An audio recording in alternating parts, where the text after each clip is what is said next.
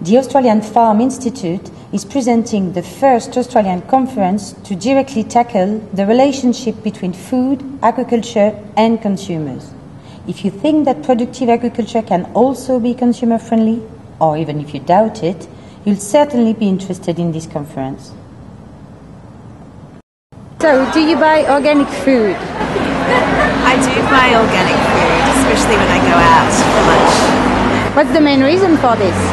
I think it's healthier. I think that I can be certain that they haven't used pesticides or anything nasty in the food. And have you heard about hormone-free meat? Yeah, hormone-free meat, hormone-free chicken especially. Just don't like, because you know, the idea that it can change our body when you eat it, that's a bit freaky. So I choose not to eat that. Well, I don't actually buy organic food right now, and the main reason is that I'm a backpacker, and I've heard that organic food's a little bit more expensive, or maybe I'd have to look around for organic foods.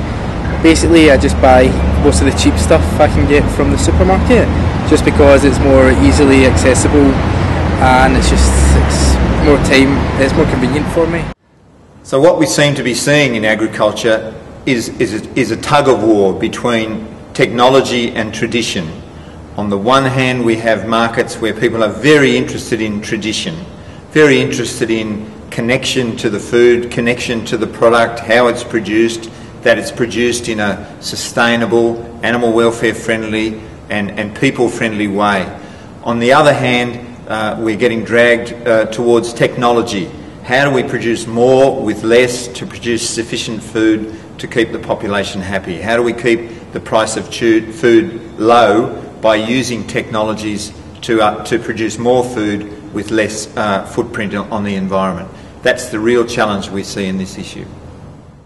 There's a proper way, like, in order to slaughter an animal. Look, I'm not a vegetarian, I do eat meat, but I just think that there needs to be a code of practice that is, you know, deemed acceptable and sort of, you know, nice to the animals in a way, because look, we're going to eat meat, unfortunately, that's just how it works, but we may as well do it in a way that's...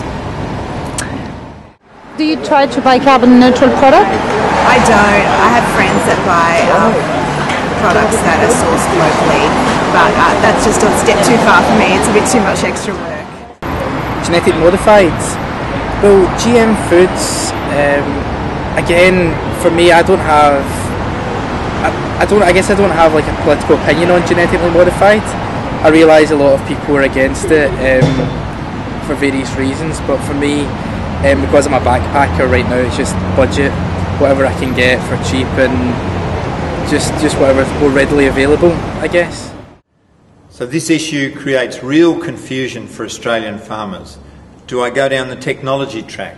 Do I adopt GM crops? Do I use promotants and other products in my livestock to maximise their growth rate? Or do I go down the path more traditional? Do I start to produce organic? Do I start to produce animals with very minimal technical inputs? The real challenge lies there, and I guess ultimately farmers have to look at the market that best suits them. But it's certainly a confusing issue for a lot of people in Australia and agriculture at the moment. It's a real dilemma, and the issue will be addressed in this conference.